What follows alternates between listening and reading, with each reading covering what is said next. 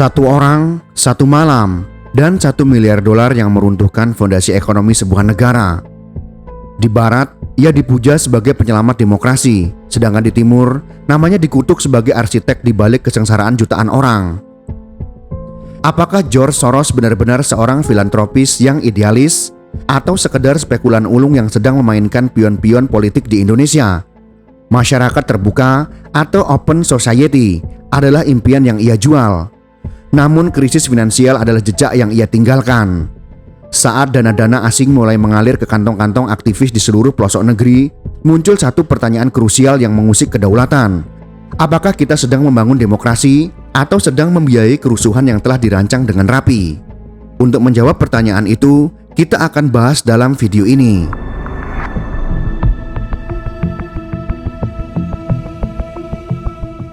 Lahir dengan nama George Schwartz di Budapest pada tahun 1930, kehidupan awal George Soros adalah sebuah studi kasus tentang bagaimana bertahan hidup di bawah bayang-bayang kepunahan. Ketika Nazi menduduki Hungaria pada tahun 1944, keluarga Schwartz yang berdarah Yahudi berada di ambang maut. Disinilah sang ayah, yaitu Tifadar Soros, melakukan manuver krusial yang kelak mengubah cara pandang George terhadap dunia. Ia memalsukan identitas seluruh keluarganya dan menyuap pejabat demi keselamatan. Bagi Soros remaja, hidup dalam kebohongan yang terstruktur demi menyambung nyawa bukanlah sekedar trauma masa kecil, melainkan sebuah laboratorium hidup. Ia menyaksikan bagaimana sebuah persepsi palsu yang diyakini oleh publik, dalam hal ini identitas palsunya, dapat menciptakan realitas baru yang menyelamatkan nyawa. Pengalaman ekstrem inilah yang membentuk instingnya yang tajam terhadap ketidakpastian dan kemampuan luar biasa untuk beradaptasi serta membaca celah di tengah kekacauan sistematik.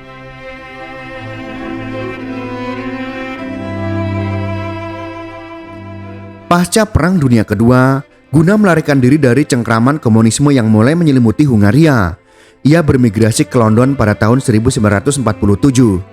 Di sana, ia menjalani hidup sebagai buruh pelabuhan dan pelayan restoran demi membiayai kuliahnya di London School of Economics atau LSE. Di universitas bergengsi inilah takdir mempertemukannya dengan Karl Popper, seorang filsuf legendaris yang menjadi mentor spiritual dan intelektualnya. Soros menyerap secara mendalam adikarya Popper yang berjudul The Open Society and Its Enemies. Dari Popper inilah ia mengadopsi konsep Open Society, yaitu masyarakat terbuka, sebuah tatanan sosial yang menjunjung tinggi kebebasan berpikir, demokrasi, dan hak asasi manusia, sekaligus menolak mentah-mentah segala bentuk totalitarianisme. Popper mengajarkan bahwa tidak ada satu manusia pun yang memegang kebenaran mutlak atau falibilisme, dan klaim atas kebenaran absolut adalah akar dari tirani. Namun, kejeniusan Soros yang sebenarnya terletak pada bagaimana ia memproyeksikan filsafat abstrak ini ke dalam dunia keuangan yang dingin dan kalkulatif. Ia menggabungkan konsep ketidakpastian Popper dengan teorinya sendiri yang disebut reflexivity. Secara akademis, teori ini mematahkan teori ekonomi klasik yang menganggap pasar selalu rasional dan bergerak menuju titik keseimbangan. Menurut Soros, bias dan pemahaman yang salah dari para pelaku pasar justru mempengaruhi kenyataan ekonomi itu sendiri, yang kemudian berputar balik mempengaruhi bias mereka lagi dalam sebuah lingkaran setan. Pemahaman mendalam bahwa pasar digerakkan oleh psikologi dan persepsi yang cacat, persis seperti bagaimana ia memalsukan identitasnya saat era Nazi, menjadi fondasi utama dari strategi investasinya yang agresif dan mematikan di masa depan.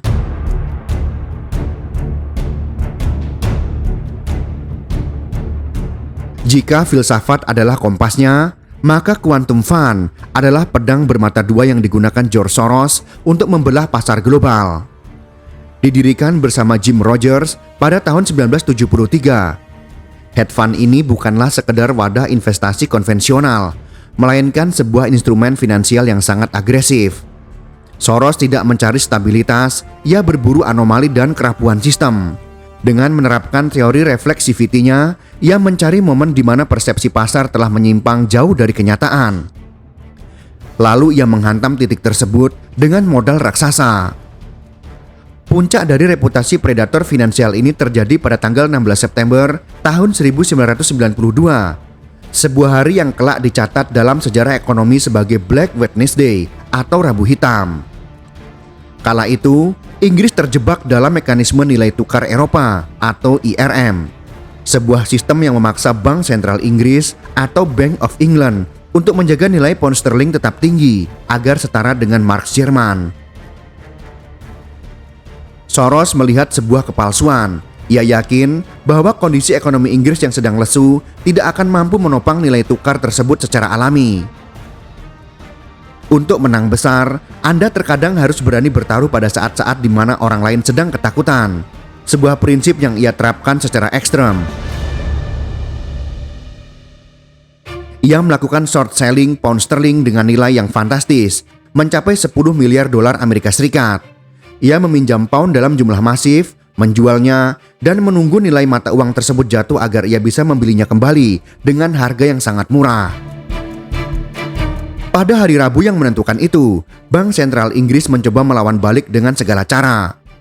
Mereka menaikkan suku bunga secara gila-gilaan dari 10% menjadi 12%. Bahkan mengancam akan menaikkannya hingga 15% dalam satu hari untuk menarik minat investor. Namun, Soros tidak bergeming. Ia tahu bahwa cadangan devisa Inggris sedang terkuras habis untuk membeli pound yang terus ia buang ke pasar. Menjelang malam, Inggris akhirnya menyerah. Mereka mengumumkan pengunduran diri dari ERM dan membiarkan nilai pound sterling anjlok secara drastis. Dalam waktu kurang dari 24 jam, George Soros meraup keuntungan bersih sekitar 1 miliar dolar Amerika Serikat. Kemenangan ini bukan sekadar tentang angka di atas kertas, melainkan sebuah pernyataan kekuasaan. Peristiwa ini membuktikan bahwa seorang individu dengan modal yang cukup besar dan strategi yang tepat mampu menekuk lutut bank sentral dari salah satu negara adidaya dunia. Sejak saat itulah, status Soros berubah secara permanen. Di mata investor, ia adalah pria yang menghancurkan bank sentral Inggris dan seorang jenius spekulasi. Sedangkan di mata pemerintahan dunia, ia menjadi sosok yang sangat ditakuti sekaligus dibenci, dianggap sebagai ancaman bagi stabilitas mata uang nasional demi akumulasi kekayaan pribadi.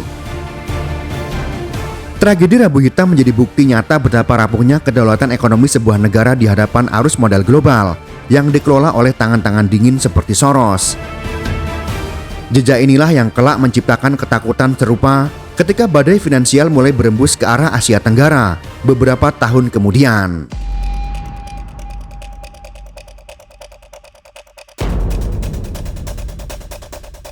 Bagi masyarakat Asia Tenggara, khususnya Indonesia, nama George Soros bukan sekedar nama seorang investor. Ia adalah personifikasi dari trauma kolektif krisis moneter, yaitu pada tahun 1997 sampai tahun 1998. Jika Rabu Hitam di Inggris adalah sebuah kemenangan taktis, maka krisis Asia adalah sebuah badai sistemik yang mengubah peta geopolitik kawasan selamanya. Soros menjadi target kemarahan regional, dipimpin oleh Perdana Menteri Malaysia saat itu, yaitu Mahathir Mohamad, yang secara terbuka menyebutnya sebagai penjahat finansial dan vampir yang menghisap darah ekonomi negara-negara berkembang. Krisis ini bermula dari Thailand, namun mekanismenya sangat mirip dengan apa yang dilakukan Soros pada pound sterling. Para spekulan dengan Quantum Fund sebagai salah satu pemain utama melihat bahwa nilai baht Thailand terlalu tinggi dan tidak didukung oleh cadangan devisa yang memadai. Serangan spekulatif besar-besaran memaksa pemerintah Thailand untuk mengembangkan mata uangnya pada bulan Juli tahun 1997. Apa yang terjadi selanjutnya adalah efek penularan yang mematikan. Para investor global yang panik melihat jatuhnya baht mulai meragukan fundamental ekonomi di negara-negara tetangga. Indonesia, yang saat itu dianggap memiliki fondasi ekonomi yang lebih kuat dibandingkan Thailand, justru menjadi korban paling tragis dari sentimen negatif ini. Di Indonesia, depresiasi rupiah bergerak dengan kecepatan yang mengerikan. Dari level Rp2.500 per dolar Amerika Serikat, mata uang nasional terjun bebas hingga menyentuh angka Rp16.000 dalam hitungan bulan.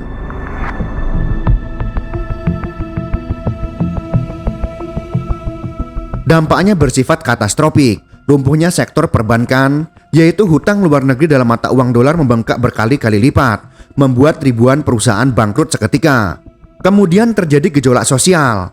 Melambungnya harga bahan pokok atau sembako memicu keresahan massa. Ketidakpastian ekonomi ini berubah menjadi sumbu pendek yang meledakkan kerusuhan sosial masif pada bulan Mei tahun 1998. Karena dampak tersebut, terjadilah perubahan politik. Tekanan ekonomi yang tak tertahankan akhirnya meruntuhkan legitimasi rezim Orde Baru yang telah berkuasa selama 32 tahun, memaksa Presiden Soeharto untuk turun tahta. Dalam berbagai kesempatan pasca krisis, Soros membela diri dengan argumen yang tetap memicu perdebatan hingga hari ini. Ia menyatakan bahwa spekulan hanyalah pembawa pesan. Menurutnya, krisis tersebut bukan disebabkan oleh serangan spekulan semata, melainkan karena kelemahan internal yang kronis di negara-negara Asia, seperti praktek kronisme, korupsi, dan kurangnya transparansi perbankan. Namun, bagi publik Indonesia, argumen akademis tersebut sulit diterima. Citra Soros telah terlanjur melekat sebagai sosok yang mengeksploitasi kerapuhan ekonomi nasional demi keuntungan pribadi yang fantastis. Ia dianggap sebagai simbol dari kapitalisme tanpa wajah yang mampu menghancurkan masa depan jutaan orang hanya melalui beberapa klik transaksi di pasar modal global. Warisan kebencian ini kemudian menjadi dasar dari kecurigaan yang lebih dalam ketika ia mulai mengalihkan fokusnya dari pasar modal ke arah aktivisme politik dan sosial melalui yayasan yang ia punya. Nama George Soros menjadi sorotan media luar negeri usai dirinya dituding sebagai aktor yang diduga membiayai demonstrasi yang Setelah meraup kekayaan legendaris dari spekulasi yang mengguncang dunia, George Soros mengalihkan fokusnya ke panggung yang berbeda, yaitu teknik sosiopolitik. Melalui Open Society Foundations atau OSF, ia telah menyalurkan lebih dari 32 miliar dolar Amerika Serikat untuk membiayai misi masyarakat terbuka di seluruh dunia. Di Indonesia, jejak OSF bukan sekedar bantuan sosial, melainkan upaya sistematis untuk memperkuat pilar-pilar demokrasi yang seringkali berbenturan dengan kepentingan elit kekuasaan. Di Indonesia, pendanaan OSF tidak bekerja di permukaan, melainkan masuk ke dalam struktur fundamental masyarakat sipil. Fokus mereka terbagi dalam 3 kanal utama, yaitu yang pertama, reformasi hukum dan anti korupsi, yang kedua, hak asasi manusia dan kaum marginal, dan yang ketiga, kebebasan pers dan literasi digital. Kemudian tentunya muncul pertanyaan paling kontroversial yang selalu membayangi langkah Soros, yaitu apakah ia sedang membiayai aktivis untuk menciptakan kekacauan baru? Untuk menjawab ini, kita harus melihat 2 sudut pandang yang sangat kontras. Yang pertama, perspektif kritik, yaitu teori revolusi warna. Para kritikus nasional memandang pendanaan OSF sebagai bentuk soft power barat untuk melakukan penetrasi politik. Dalam narasi ini, aktivis yang didanai dianggap sebagai agen pengaruh yang disiapkan untuk memicu demonstrasi massa atau revolusi warna, guna menggulingkan rezim yang tidak sejalan dengan kepentingan globalis Soros. Kekacauan di sini bukan berarti pembakaran fisik, melainkan delegitimasi pemerintah melalui isu-isu hak asasi dan korupsi yang masif. Yang kedua, perspektif OSF atau demokratisasi. Secara resmi, OSF menolak tuduhan penciptaan krisis.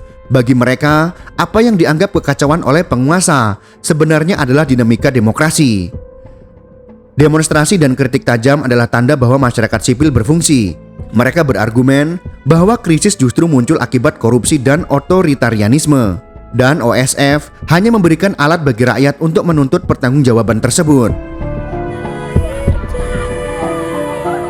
Saat ini di bawah kepemimpinan putranya, yaitu Alexander Soros, OSF mengalami restrukturisasi besar-besaran.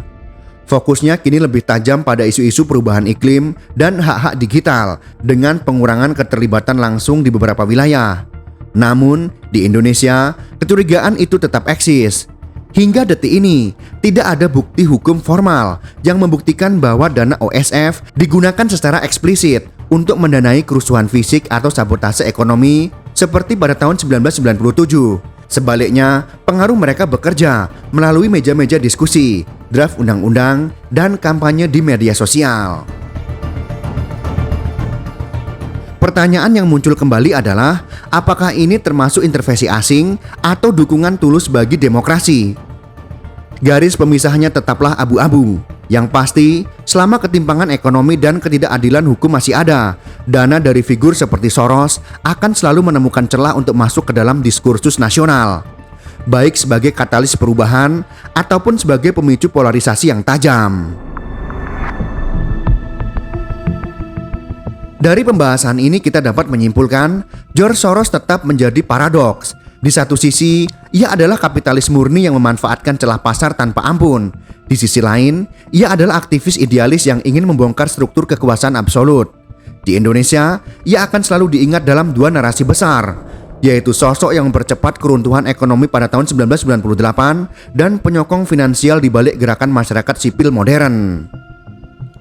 Jika kalian suka dengan video ini, silakan berikan jempol ke atas. Dan jika kalian menganggap video ini bermanfaat, maka bagikanlah untuk teman-teman Anda yang lain. Terima kasih sudah menonton.